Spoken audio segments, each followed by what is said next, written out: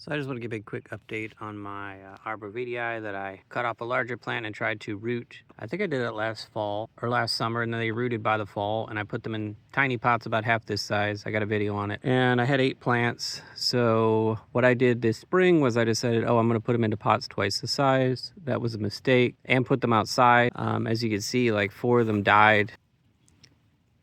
These are completely dead, and 3 of them did make it through the stress of the transplant.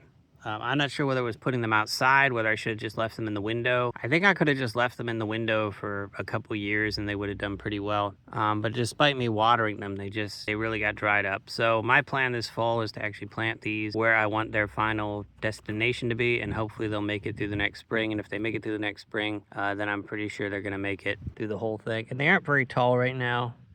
The biggest one is maybe 6 inches tall, and it does look pretty bad, but the root system on this is actually very healthy. And another mistake I did when I transplanted them was I kind of took all the soil off the roots. I should have just popped the whole pot out and put it in a bigger pot. I wanted to see how the roots developed, so that probably wasn't the greatest thing either. But yeah, I mean, these things are kind of like weeds. I mean, in the end, they're probably really not that hard to grow. I'm just kind of bad. But then again, you can get a huge tree for like 20 bucks. So if you don't really care about the money, you might as well just buy a 4 to 5 foot tree and be ready to go.